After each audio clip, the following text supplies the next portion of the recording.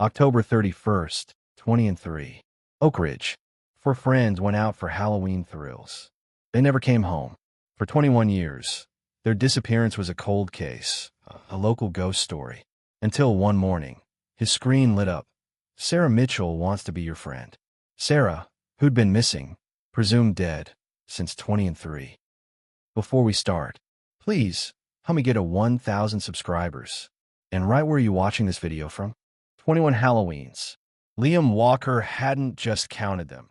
He'd lived them, each one a distinct echo of the original torment.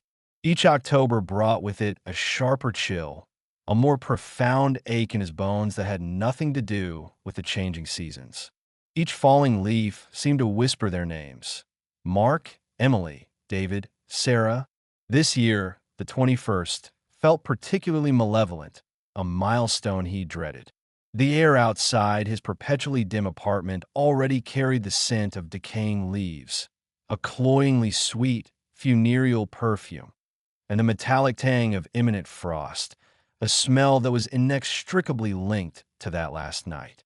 He was 39, a number that felt alien, a costume draped over the 17-year-old boy frozen inside him, forever trapped in the amber of that single, catastrophic autumn. Inside, he felt closer to 100, each year a layer of dust settling on his spirit, making his breath heavier, his movements slower. His small apartment, a third-floor walk-up he rarely left, wasn't just cluttered. It was a mausoleum of deferred dreams and festering regrets. Books on architecture and design, once bought with a young man's hopeful curiosity, now serve as coasters for sweating glasses or precarious, dust-furred towers threatening to collapse, much like his own ambitions. The empty whiskey bottles weren't just evidence of attempts to drown the past. They were silent, amber-colored tombstones marking each failed night of oblivion, each morning's bitter resurrection of memory. It was his fortress against a world that had moved on without him, a world whose bright, oblivious cheer felt like a personal affront. And it was his self-imposed prison cell, the bars forged from an unyielding, suffocating guilt and a grief so profound it had become a part of his DNA. His work as an architect, a career he'd once attacked with passion, had long since devolved into sporadic freelance gigs, minor renovations, drafting for other, more successful firms. Enough to pay the rent on this dingy place. Enough for the cheap whiskey and the frozen meals that constituted his diet. He rarely went out. The simple act of navigating a sidewalk teeming with life, often feeling like an insurmountable challenge. Friends? They had evaporated like morning mist. Some had tried, in the early years, to breach his walls, but his chronic melancholy, his replaying of the same mournful tune, had eventually driven them away. He didn't blame them. He knew, a difficult man to be around, a living monument to a local tragedy. He had chosen this isolation. It was easier, safer than pretending. This October, the 21st, the weight felt heavier, the shadows in his apartment longer, more menacing. He found himself staring out the grimy window for hours, watching the leaves detach themselves from the skeletal branches of a lone tree in the derelict courtyard below, each one a tiny surrender.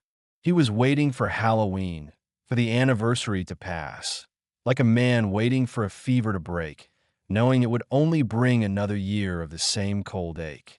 It happened on a bleak Tuesday morning, the kind where the sky was the color of old dishwater and the rain felt like a personal insult. Liam was hunched over his laptop, the glow of the screen the only significant light in the room, idly scrolling through his social media feed, a habit he despised but couldn't quite break. It was a window into that other world, the one where people lived and laughed and made plans. Then, amidst the usual barrage of curated happiness, cat videos, and political outrage, a notification popped up, stark and incongruous. Sarah Mitchell wants to be your friend. Liam froze, his finger hovering over the trackpad. The name punched the air from his lungs. Sarah Mitchell, a name that belonged to police reports and yellowed newspaper clippings stored in a box under his bed. A name that echoed in the hollow chambers of his memory, always accompanied by the scent of wood smoke and the faint, ghostly sound of her laughter. Sarah Mitchell, who, along with Mark Davis, Emily Carter, and David Lee, his friends, his group, had vanished without a trace on Halloween night. 20 and 3, in their small, tight-knit hometown of Oak Ridge. Sarah Mitchell, who was for all intents and purposes dead, or so everyone, including the part of Liam that still clung to sanity, believed. His first coherent thought was a snarl of disbelief, a prank. A cruel, twisted, utterly tasteless prank. Some bored teenager, perhaps, or a local ghoul who got their kicks from tormenting the survivors of old tragedies. His hand moved, almost of its own volition, to click on the profile.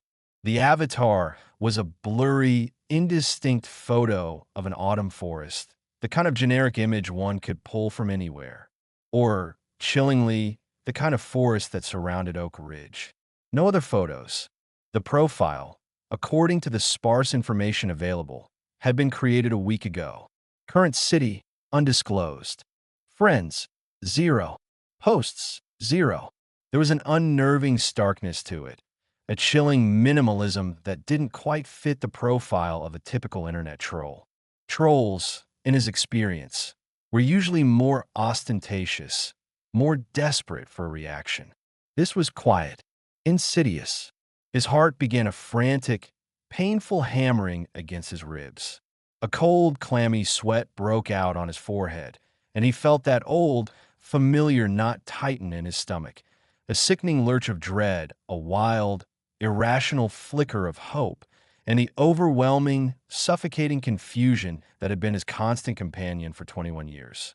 He stared at the accept button. It seemed to pulse with a malevolent light. What if? The two most dangerous words in the English language. He mechanically clicked it, a digital handshake across a chasm of 2 decades. Maybe it was a mistake. Maybe it was nothing, a glitch, a phantom, but a small, long-buried ember of something. Not quite hope, more like a desperate, clawing need to know, flared to life in the desolate landscape of his soul. October 31st, 20 and 3. Liam, 17, and usually vibrating with a restless energy, was a miserable heap in his bed. A raging fever, a throat that felt like sandpaper, and a body that ached with every breath. The flu, the doctor had diagnosed with a distinct lack of sympathy. The worst possible timing. You sure you can't make it, man? Mark's voice, his best friend's, crackled with characteristic enthusiasm over the phone, though it was tinged with genuine disappointment. Mark Davis, athletic, confident, the group's natural, often reckless leader. Damn it, Mark. I sound like a dying frog. Liam croaked, each word an effort. The Kellerman estate? Seriously? I can barely make it to the bathroom without a Sherpa. You guys go. Have fun. The word felt foreign on his tongue. It won't be the same without our official historian of local spookiness, Mark had said, and Liam could almost see his grin. You know all the best stories about that place. In the background, he could hear the others. Sarah Mitchell's bright, infectious laugh. She was the artist, the dreamer, a whirlwind of paint-splattered denim and vibrant scarves, her eyes always alight with some new, exciting idea. Emily Carter, her quieter, more introspective best friend, who observed everything with a writer's keen eye and a gentle smile, already planning her first novel. And David Lee, the group's resident tech nerd and amateur logician, who had probably already packed 3 different types of flashlights, a compass, his dad's old video camera, and Liam suspected a half-joking, half-serious ghost hunting kit he cobbled together from internet forums. Their plan, hatched weeks ago over lukewarm Cokes and shared bags of chips, was to spend Halloween night exploring the infamous Kellerman estate on the wooded outskirts of Oak Ridge. It was a crumbling Victorian monstrosity, abandoned for decades, around which a rich tapestry of local legends, involving everything from a reclusive madman to buried treasure and, of course, spectral inhabitants, had been woven. Classic teenage dare, fueled by sugar and the intoxicating thrill of the forbidden. Well, try not to get abducted by aliens, Liam had managed, a weak attempt at their usual banter. No promises. Mark shot back. Get better, buddy. We'll give you the full, uncensored report tomorrow. Assuming we make it back with our sanity intact. Haha. Hilarious, Liam had mumbled before a coughing fit seized him. He hung up, a wave of self-pity washing over him. He'd been looking forward to this night for weeks. That was their last conversation. The next morning, a crisp, sunlit November 1st, the town of Oak Ridge awoke to a nightmare. For teenagers gone, their bicycles were found leaning against an ancient oak tree at the entrance to the dense woods that led to the Kellerman property. Of the friends themselves, there was no sign.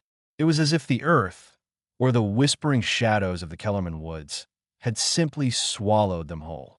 For hours, Liam stared at the newly acquired, utterly barren profile of Sarah Mitchell in his friends list. The silence emanating from it was deafening. He typed out a message, his fingers clumsy and trembling. Sarah? Is this really you? Please, say something. He hit send, then immediately regretted the pleading tone. He refreshed the page. And again. Nothing. The ensuing days crawled by with agonizing slowness, each one a fresh layer of suspense and self-doubt. Liam barely slept, subsisting on stale coffee and the nervous energy that gnawed at his insides. He found himself jumping at every sound, scrutinizing every shadow. Was this profile a breadcrumb or a carefully laid trap? He started to question his own perceptions.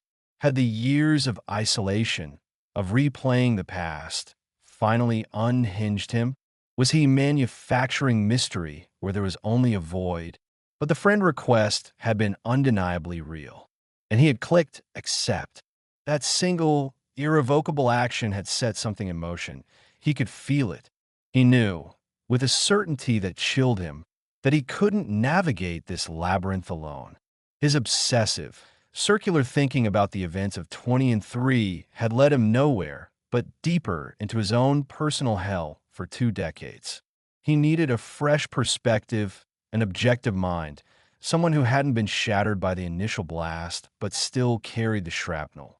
And despite the years of silence and distance, he knew exactly who that person had to be. Chloe Davis, Mark's younger sister by 3 years, had carved out a notable career as an investigative journalist for a respected Chicago newspaper. She specialized in cold cases, driven by a relentless pursuit of truth that Liam suspected was deeply rooted in the unanswered questions surrounding her own brother's disappearance. She'd left Oak Ridge as soon as she could, as if fleeing the suffocating miasma of the town's collective, unresolved grief. Liam hadn't spoken to her, beyond a few awkward condolences exchanged at Mark's memorial service 21 years ago. He found her work number through an online search. Taking a deep, unsteadying breath, he dialed, half expecting her to hang up. Chloe Davis. Her voice answered, crisp and professional, devoid of any small-town cadence. Chloe, it's Liam Walker. A beat of silence. He could almost hear her mind racing, sifting through the archives of her memory. Liam? Wow, it's been a long time. I almost didn't recognize your name. What can I do for you? Her tone was polite, guarded, with an undercurrent of something he couldn't quite place, perhaps weary surprise. Stumbling over his words, feeling like an idiot, Liam recounted the story of the friend request, the blank profile bearing Sarah Mitchell's name. He could feel her skepticism radiating through the phone line. Liam, with all due respect, she said finally, her voice gentle but firm. You know how many hoaxes and crackpot theories have surfaced over the years regarding Mark and the others. People see what they want to see, especially when there's no closure. I know all that. Liam insisted, a desperate edge to his voice. I thought it was a prank too, but something about this, it feels different. I can't explain it. It's clean. Too clean for a hoax. Another pause. He could hear the faint click of a keyboard in the background. "Okay," she said, her journalistic curiosity apparently pricked despite her caution. "Send me the link to the profile. I have some tools. I could take a quick look. But Liam, please, don't get your hopes up." After all this time, her voice trailed off, the unspoken implication hanging heavy between them. He sent the link. The wait for her call back was excruciating. When his phone finally rang the next afternoon, he snatched it up. "Okay, Liam," Chloe began, her voice now charged with a different energy, a focused intensity he recognized from her articles. "You were right. The profile is anomalous. It was created just over a week ago. The IP address is routed through a string of international proxies, almost impossible to trace without serious high-level warrants. The avatar image isn't stock. It's unique, but too low resolution to get any metadata. No digital footprint anywhere else. This isn't some kid playing a stupid game.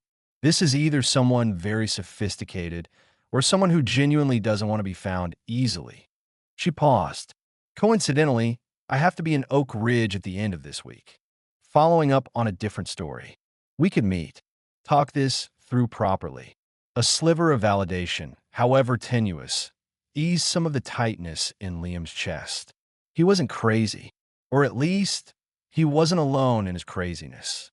Just as Liam was steeling himself for another long, silent vigil, waiting for Chloe's arrival, his laptop pinged. A new message from the profile of Sarah Mitchell. He lunged for the computer, his breath catching in his throat. One word: woods. His blood ran cold. The woods. The sprawling, ancient forest that bordered the Kellerman estate. The last place his friends had been seen. The word was so simple, yet so laden with terror and meaning. He immediately typed it out and sent it to Chloe. Her reply came quickly. "Still doesn't prove anything definitive, Liam. The woods are central to the entire narrative. Anyone with a basic knowledge of the case could send that." He knew she was right, logically, but his gut, an organ he'd learned to distrust yet couldn't ignore, screamed otherwise. This wasn't just anyone. Chloe arrived in Oak Ridge on a gray Friday afternoon, the town looking even more forlorn and forgotten than Liam remembered. They met in the faded grandeur of the Oak Leaf Diner, a local institution that hadn't changed its decor or its menu since the 1980s. Chloe had Mark's determined jawline and his direct gaze, but her eyes held a weariness, a sadness that mirrored his own. She was all business, though, pulling out a notepad as soon as their coffees arrived. They started from the beginning, sifting through the few tangible remnants of the case. Chloe, with her press credentials and a carefully worded appeal to an old contact in the county records office, managed to get access to the heavily redacted official police files. They were disappointingly thin, mostly documenting the fruitless initial searches and the subsequent, resigned closing of the active investigation. They spent a long Saturday holed up in the dusty archives of the Oak Ridge Public Library, scrolling through microfilmed editions of the Oak Ridge Chronicle. The disappearance of the 4 teenagers had dominated the headlines for weeks, a maelstrom of fear, speculation, and communal grief, before slowly receding into the realm of local legend, a cautionary tale whispered to unruly children. "We need to talk to Reynolds," Chloe said finally, pushing a stack of photocopied articles aside. Detective Frank Reynolds had been the lead investigator back in 2003. He was retired now, living alone on the outskirts of town. Reynolds greeted them at the door of his small, neat clapboard house with an air of profound resignation, as if they were ghosts from a past he'd tried hard to exorcise. "Figured someone would stir this up again one day," he said, his voice gravelly. He ushered them into a living room filled with fishing trophies and the scent of old pipe tobacco. "We did everything we could back then, you know? Turned this town upside down and inside out. Nothing. It was like they just evaporated." "We understand, Detective," Chloe said gently. "But we have a new lead, however strange. And we were wondering if there was anything at all that didn't make it into the official reports, something that seemed insignificant at the time. Reynolds was silent for a long moment, staring out at his bird feeder where sparrows squabbled. There was one anomaly, he said at last, his gaze distant. A few days into the search, maybe a quarter mile from where we found their bikes, deeper into the Kellerman woods than the kids would likely have gone on a whim, one of my deputies found an earring. A single earring. Looked like gold, small, with a tiny green stone in it. An emerald, maybe, definitely not kids' stuff. Looked expensive. Liam and Chloe exchanged a look. We showed it to all the parents, Reynolds continued, shaking his head. Mrs. Carter said Emily only wore cheap trinkets. Mrs. Lee said David, well, obviously not. Mrs. Davis, he glanced at Chloe with a flicker of sympathy, said Mark didn't have pierced ears. And Mrs. Mitchell, Sarah's mom, was adamant Sarah owned nothing like it. Said Sarah preferred silver, artsy stuff. So it was a dead end. Probably just some hiker's lost trinket from years before. We logged it, then eventually it went into the cold case evidence lockup, gathering dust with everything else. He sighed, but it always bugged me. The quality of it, and the location, felt out of place. An expensive emerald earring. Liam racked his brain. He couldn't picture Sarah wearing something like that. Her style had been more bohemian, handcrafted. But then again, how well did a 17-year-old boy really know the intimate details of his female friends' jewelry collections? The earring felt like a tangible clue, but it led nowhere new. They discreetly asked around, trying to find out if any other women had gone missing or reported lost jewelry in that area around that time. Nothing. The Sarah profile remained stubbornly silent after its one-word message. The initial trickle of adrenaline began to ebb, replaced by a familiar, gnawing frustration.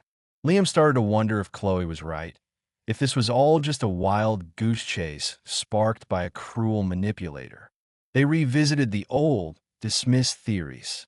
Old Man Finch, the town hermit who lived in a dilapidated shack on the edge of the Kellerman woods, had been an early, obvious suspect, mostly because he was creepy. But he'd had an ironclad alibi. He'd been laid up in the county hospital with a broken leg that entire week. Then there was the rumor of a shifty-looking out-of-towner, a salesman of some sort, who'd been seen asking for directions near the woods a day before Halloween and had then promptly vanished. Police had never identified him. Could this Sarah profile be connected to him? Some long-delayed confession or taunt? One evening, Liam returned to his rented motel room to find one of his car tires slashed. It could have been random vandalism. The motel wasn't in the best part of town. But the following morning, Chloe discovered a small, plain white envelope tucked under the windshield wiper of her rental car. Inside, a single sheet of cheap printer paper. One word, typed in a stark, generic font. Leave. Liam's stomach clenched. This wasn't a prank anymore. This wasn't just about stirring up old ghosts. Someone in Oak Ridge knew they were digging, and that someone wanted them to stop. Immediately, the air in the small town suddenly felt much colder, much more hostile. Liam remembered the days and weeks following the disappearance as a surreal, waking nightmare. The town, usually a placid, predictable place, was gripped by a palpable panic.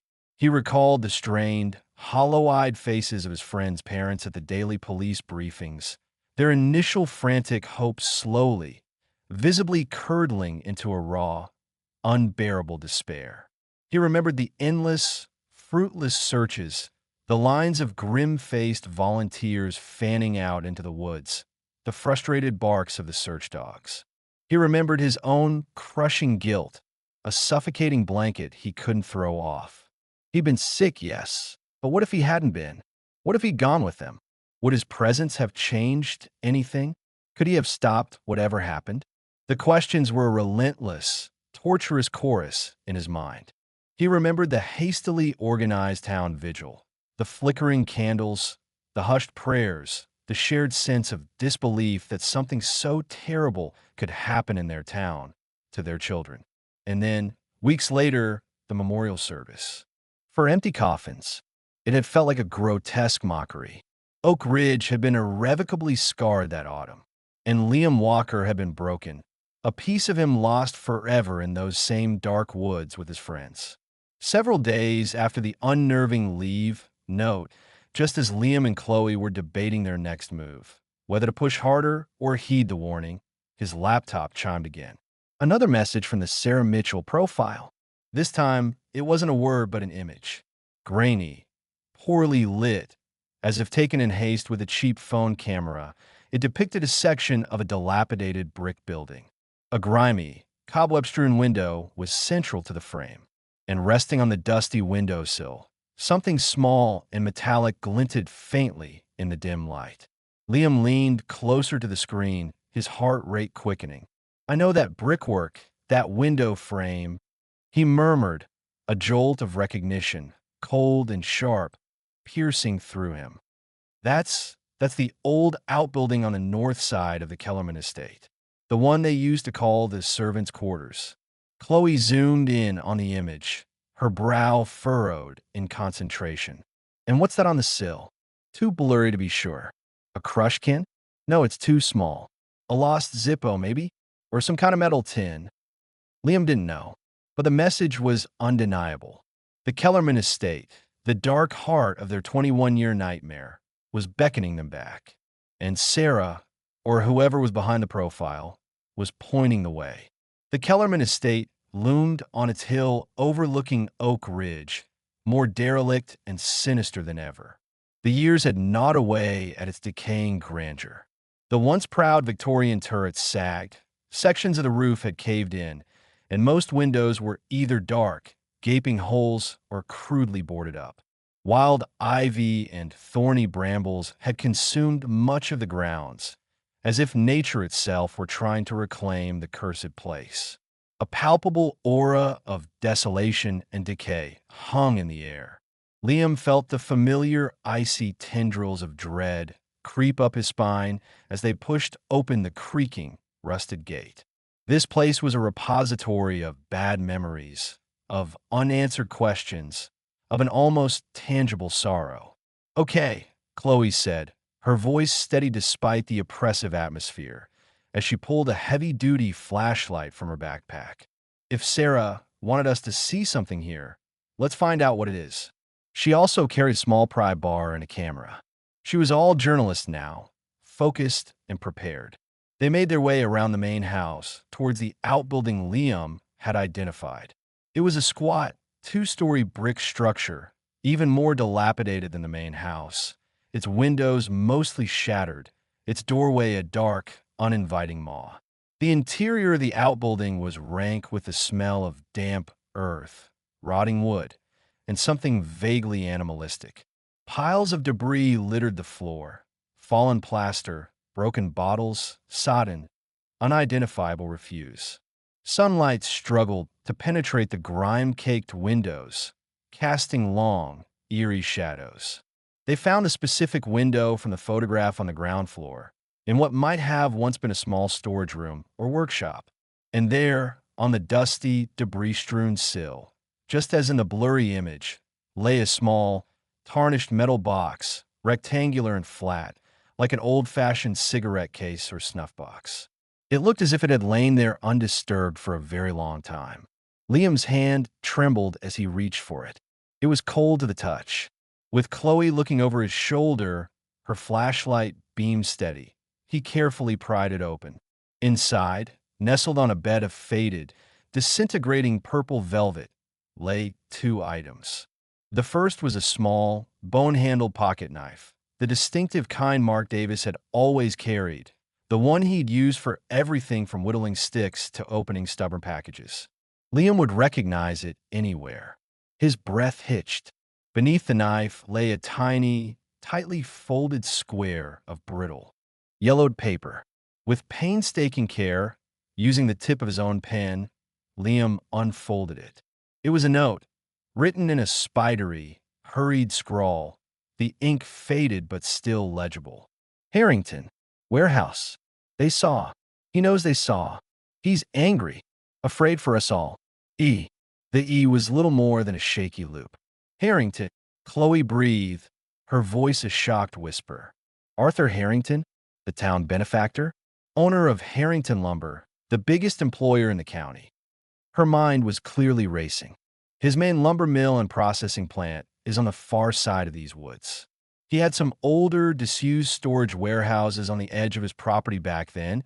I remember reading something about it in the old council minutes when he applied for redevelopment permits years later.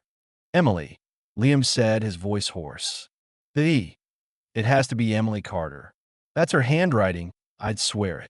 He remembered her precise, slightly ornate script from shared school notes. This was a panicked, truncated version, but it was hers. A sudden, sharp crack of a breaking twig from outside shattered the silence. Liam and Chloe froze, exchanging wide, alarmed glances. They were not alone in this decaying mausoleum of secrets. They doused their flashlights instantly, plunging the small room into near darkness, save for the faint gray light filtering through the dirty window. Peering cautiously through a gap in the grimy pane, Liam saw two burly figures moving with a practiced stealth through the overgrown yard towards the outbuilding. They weren't teenagers looking for a thrill. They had an air of purpose, of grim intent.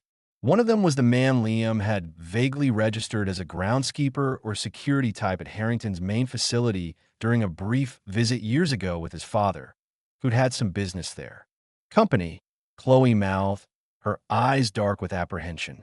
And I don't think they're here to reminisce. Liam's heart hammered against his ribs. This wasn't just about unearthing a 21-year-old tragedy anymore. This felt immediate and very dangerous. He carefully slipped the metal box with a knife and note into his jacket pocket. They scanned the small room desperately. There was a partially collapsed section in the back wall, leading into what looked like a dense thicket of rhododendrons. It was their only chance. Moving with a silent urgency they didn't know they possessed, they squeezed through the narrow opening just as they heard the heavy tread of boots entering the outbuilding from the main door. Holding their breath, they crawled deep into the scratchy, concealing embrace of the overgrown shrubs, praying they hadn't been seen or heard.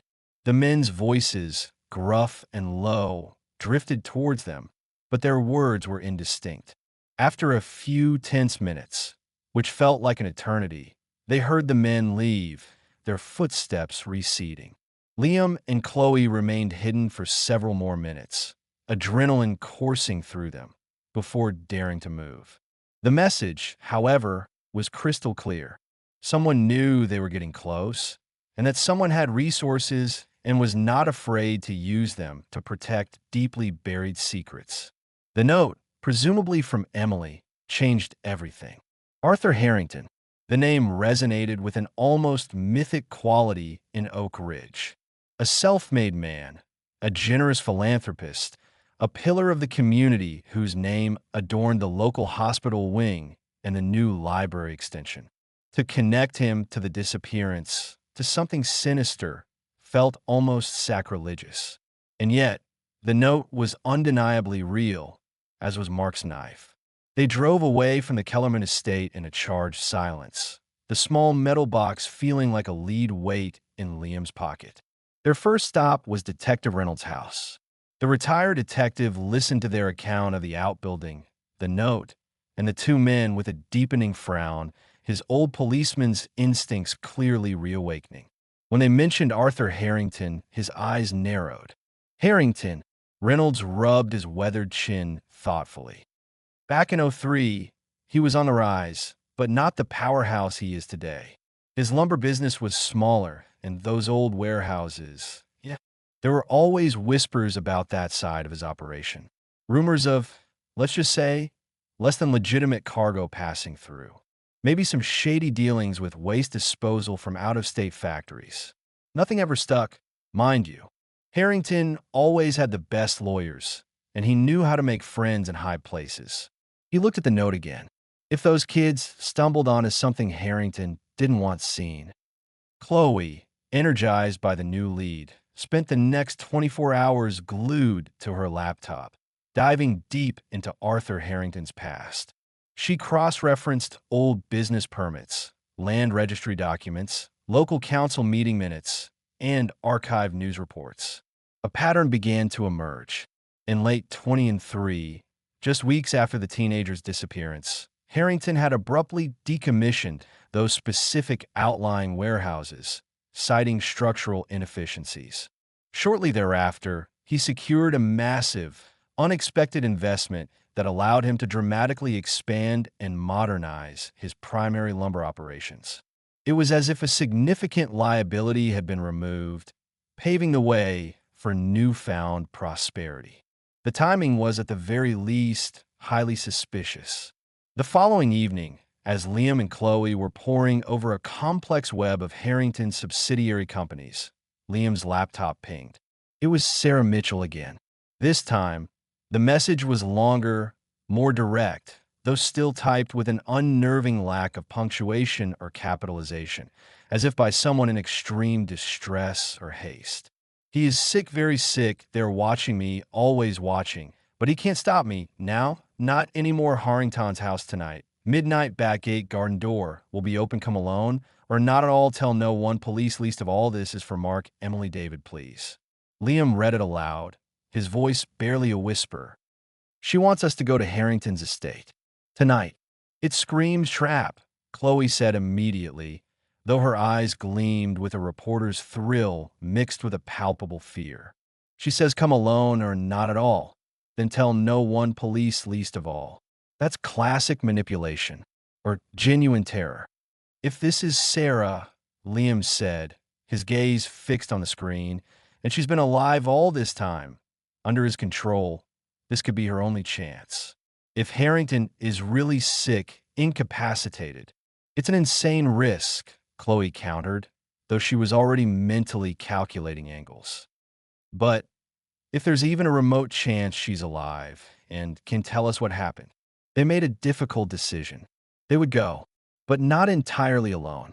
Liam called Detective Reynolds, explained the situation, the extreme risk. The old detective, despite his official lack of standing, didn't hesitate. You kids are certifiable, he grumbled, but I'll be in the vicinity. Unmarked car, couple of miles out. Keep your damn phone on. One word from you, and I'll call in every unit in the county. Protocol be damned. It wasn't official backup, but it was something. Harrington's estate was an imposing neo-Georgian mansion set far back from the road, surrounded by acres of meticulously manicured grounds and a formidable stone wall. True to the message, the small, wrought iron gate at the designated rear entrance, almost hidden by overgrown ivy, was slightly ajar. The air was cold and still, the silence broken only by the distant bark of a dog and the frantic thumping of Liam's own heart. Chloe had her phone set to discreetly record audio and video. Liam had a heavy maglite flashlight that felt reassuringly solid in his hand. They slipped through the gate into the vast, shadowy expanse of the back gardens. Moonlight cast long, dancing shadows from the ancient, sculpted trees, transforming familiar shapes into lurking phantoms. They moved cautiously towards the darkened bulk of the main house. As they rounded a dense yew hedge, a figure detached itself from the deeper shadows near a side terrace. A woman.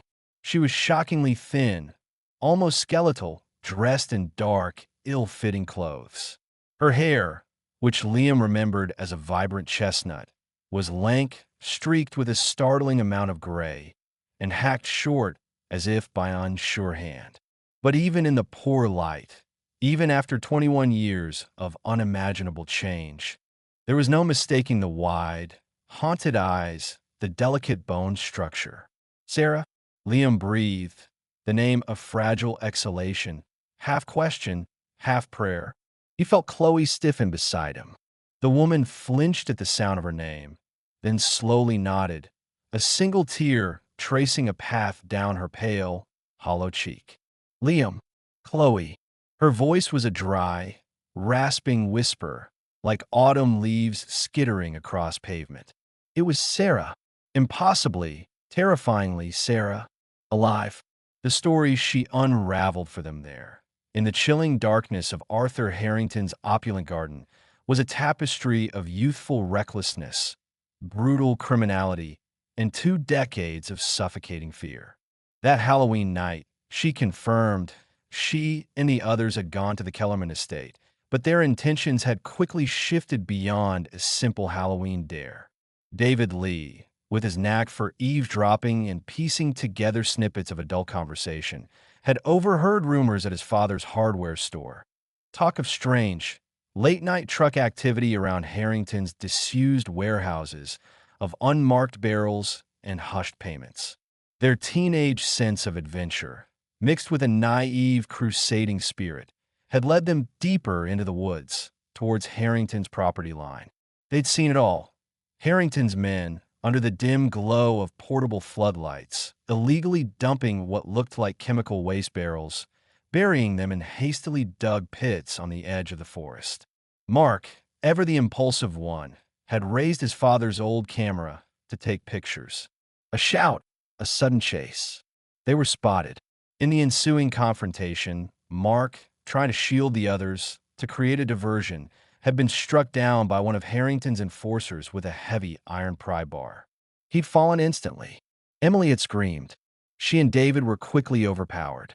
Sarah, propelled by sheer terror, had bolted, running blindly through the dense, dark woods, thorns tearing at her clothes, her lungs burning. She remembered losing an earring, a gift from her mother she'd forgotten she was even wearing, as she scrambled through the undergrowth.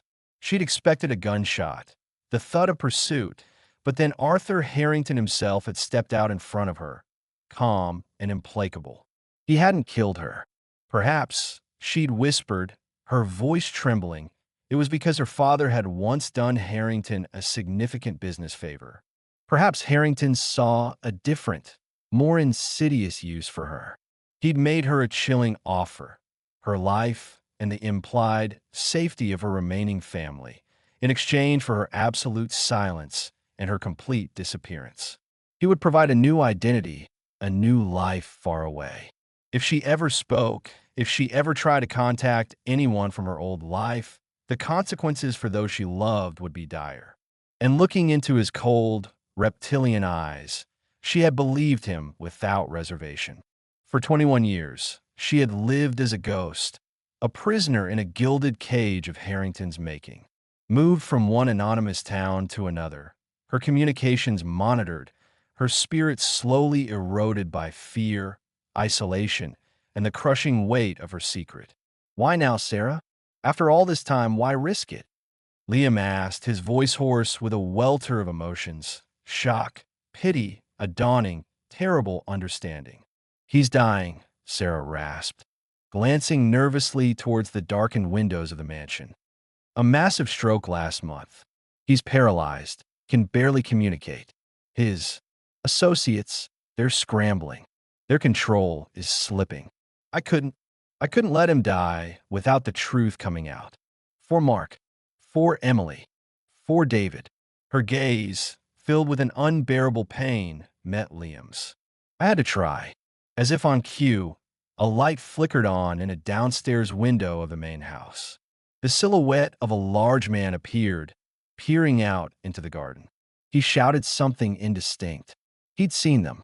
But before Liam or Chloe could react, before panic could fully take hold, the quiet night was shattered by the wail of approaching sirens. Red and blue lights flashed through the trees, sweeping across the manicured lawns. Detective Reynolds, true to his word, had not just been in the vicinity. He'd clearly anticipated trouble and had local patrols much closer than he'd let on. Within moments, uniformed officers were streaming into the garden. Arthur Harrington's carefully constructed empire of respectability imploded with spectacular speed. Sarah's testimony, corroborated by the note from the Kellerman outbuilding and Mark's knife, was damning.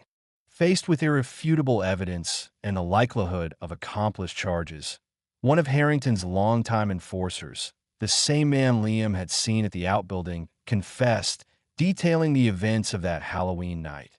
The accidental escalation when Mark Davis resisted, the panicked murders of Emily Carter and David Lee to silence witnesses, and the subsequent, meticulous cover-up, including the forced disappearance of Sarah Mitchell. Excavations on Harrington's vast, remote woodland property near the site of the old warehouses unearthed not only hundreds of barrels of illegally dumped toxic waste, but also the shallow graves of Mark, Emily, and David. After 21 years, they were finally found. The town of Oak Ridge was convulsed with shock and revulsion. The man they had lauded as a civic leader and generous benefactor was exposed as a ruthless criminal, an environmental poisoner, and a cold-blooded killer. His name was stripped from public buildings. His statues, if any, would surely follow. Arthur Harrington himself died in his hospital bed 2 weeks later, never regaining enough consciousness to face justice. His secrets finally dragged into the light. Several of his key associates were arrested and charged with a litany of crimes. For Sarah Mitchell, the ordeal was far from over. Freedom, after 2 decades of terror and isolation, was a bewildering, terrifying concept. Her parents, she learned, had both passed away years earlier, their lives undoubtedly shortened by the grief and uncertainty of her disappearance. She had aunts, uncles, cousins, all of whom had mourned her as dead. Reconnecting with them, with a world that had moved on so drastically, was a monumental task. The trauma had left indelible scars on her psyche. Ahead of her lay years of therapy, of learning to trust again, of piecing together a semblance of a life from the wreckage of her past. But for the first time in 21 years, she could breathe without the constant weight of fear on her chest. She was, in a profound and painful way, finally home. Chloe, in a gesture of profound empathy, stayed close during those first few difficult weeks, helping her navigate the legal and emotional minefield. Chloe Davis wrote the story of her career, a meticulously researched, deeply moving account of the Oak Ridge disappearances and Arthur Harrington's reign of terror. It brought her national acclaim, but little personal joy. She had found the truth about her brother, but it was a truth steeped in unimaginable brutality. The closure she had sought for so long was a cold, bitter comfort. Liam finally had the answers that had eluded him, that had haunted his every waking moment for more than half his life. But the knowledge, now that he possessed it, didn't bring the catharsis, the peace he had vaguely hoped for. The gaping void of the unknown was filled now with the horrific certainty of his friends' suffering and their senseless deaths. The crushing weight of survivors' guilt didn't magically vanish. If anything, it was compounded by a fresh, searing wave of grief for their stolen futures, for the vibrant young lives extinguished so cruelly. He had been the one spared by a random bout of flu, and that arbitrary twist of fate would forever be a question mark etched onto his soul. Another year slipped by, marked by legal proceedings, by Sarah's slow, tentative steps towards healing, by Oak Ridge's struggle to reconcile its idyllic self-image with the darkness that had festered within it. Mark, Emily, and David were laid to rest properly this time, in the Oak Ridge Cemetery, under a spreading oak tree, their names finally cleared of any insinuation, their families finally able to mourn them with the dignity they deserved. Fresh flowers always adorned their graves. Liam eventually sold his small, cluttered apartment in the distant city he'd fled to. He returned to Oak Ridge, not to live in the shadows of the past, but to confront them. He started a small architectural practice, focusing on community projects, on building things that brought people together, that offered light and hope. It was slow, painstaking work, both externally and internally. He reconnected, hesitantly, with Chloe, and they found a quiet solace in their shared understanding, their shared grief. He even began to visit Sarah, their conversations often punctuated by long silences, but underpinned by an unbreakable bond forged in tragedy and survival. One crisp October morning, the 23rd anniversary of that fateful Halloween, Liam stood in the Oak Ridge Cemetery, the scent of damp earth and decaying leaves no longer triggering the same acute panic, but rather a profound, sorrowful acceptance. He looked at the 3 headstones, then up at the clear autumn sky. The scars on his soul, he knew, would never entirely fade. The ghosts of his friends would walk with him always. But now, armed with the truth, however brutal, he could finally begin to live again. Not to forget, but to honor their memory by embracing the life he had been given. Perhaps it wasn't a new dawn in the Hollywood sense, all bright and unblemished. But it was his dawn, scarred and imperfect, yet undeniably real. And for the first time in a very, very long time, Liam Walker felt a quiet stirring of peace, a fragile possibility of a future he might yet build. Write what you think of this story in the comments. Subscribe so you don't miss more exciting stories.